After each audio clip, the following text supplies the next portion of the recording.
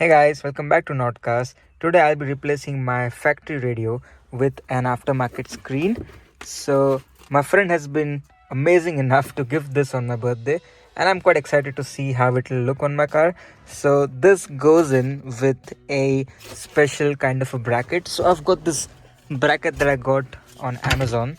So we'll be removing the stock thing, the stock radio and the bracket, and installing this one. And obviously you also get a adapter that you need for this to work, because obviously it's an aftermarket stereo, so it needs this adapter to work with the factory stuff that is already got there. So I'm quite excited to see how this thing turns out to be. So yeah, let's get started. So the first step is to get this trim piece away, which is quite simple. It's only 3 or 4 brackets. One of them is obviously broken on my car, and then there's this small screw that you need to take off. So with that panel out of the way, all you have to do now is to unscrew these 2 screws here, and that allows you to basically pull your radio out. And also what I like to do is, when I remove a lot of screws like this, I like to collect them all in one location. And also remember, after assembly, if you have screws left over, just throw them away because they're not important. So once you've got the 2 screws removed, all you have to do is to pull this radio out, and it's a bit of a hassle than it looks, because off camera I had already pulled this one out. So it's a bit nicely packed, I would say. So you'll have to use force, but don't worry, you'll not break things, hopefully. All you do now is basically carefully take your radio out, and this is where I think I would need someone to help me, because you need someone to basically hold this from the bottom while you unplug things behind it. And yep, it says warranty void if broken.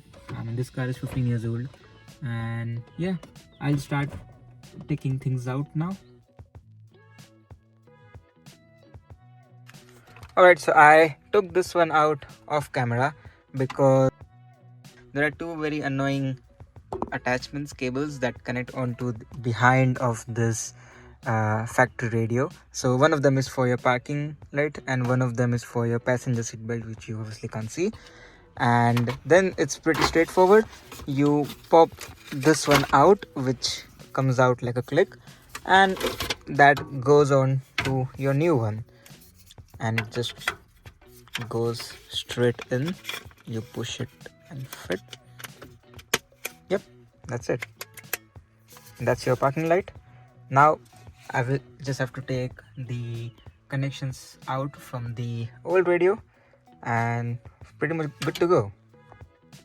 And once you take the 2 connections out, you are basically ready to plug your new screen onto this. So I mean, now this is where it's going to be different for most cars, but the universal cable that I have, that plugs on directly to this. So you'll see a lot of people soldering and taping stuff, but I've just got this adapter that is basically plug and play. So just plug this back in, and let's see if it works. Let's say pretty satisfying click, I would say. Now we're happy to test this. Whoop, putting the wrong round. Oh look, I've got lights.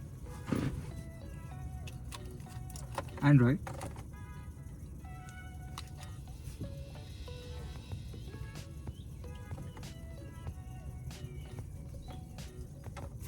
Android is starting.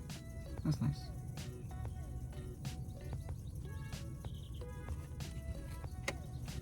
Oh, looks like I've done a thing. So I'm happy connection wise. I mean, obviously there are a lot of other cables, and this did come with a satellite antenna that I'll plug for my sat nav. So it's got inbuilt Google Maps and stuff. It also has a microphone that I'm gonna tape right here, so I can, speak while I drive, whatever. So yeah, that's pretty much it. Now this obviously needs to go onto my, if I can find it, the bracket up. Yeah, this obviously goes onto my bracket here. So I'll just assemble everything and get back. So now for the GPS, I've taken the side trim piece off, and that's the airbag, so a bit careful of that. And my plan is now to have my GPS antenna here and basically run the wire all the way back to my new system. So that's what I'm gonna do now. Speaking of the wires behind your screen, so I've got this one, which is the main body, which obviously connects to your factory cable as we did before. And I've got then this small loom, and most of those cables I'll be not using because I don't have subwoofers and all of that, but I will be using this one.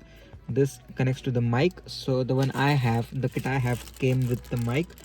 So I'll plug this mic onto this and pass the cable all the way back to my driver side A pillar somewhere here. That's where I plan my mic to be. And I've got this one more cable, so this one is a USB, so this can actually just directly go back behind the glove box. So that's what my plan is for the moment. So this is how it looks with all the trim pieces put back together. Putting all these pieces back was basically reverse of what we did before. And yeah, it looks nice, it looks tidy-ish. I've got the GPS there, I've got the USB there, I've got the mic here instead of the original plan, but that's fine. Still a few pieces to put back, but then I'll start it up now. And yeah, straight away it's got date and time. That's because of the GPS signal, so it takes the real-time clock from there. The dash cam still works, so I think we did a good job. And yeah, a big thank you to my friend Nutesh for gifting me this. This is amazing. It's definitely a good upgrade for my car, and I just can't wait to drive around, complete at a loss of words. And yeah, this is probably where I should end this video, because now all I'll be doing is cleaning up the mess I've made in my car. So if you're new to the channel, thank you for watching the video, subscribe, and yeah, stay tuned for future videos. I'm not sure what, but I'll be making some videos, I guess. Yeah, see you next time.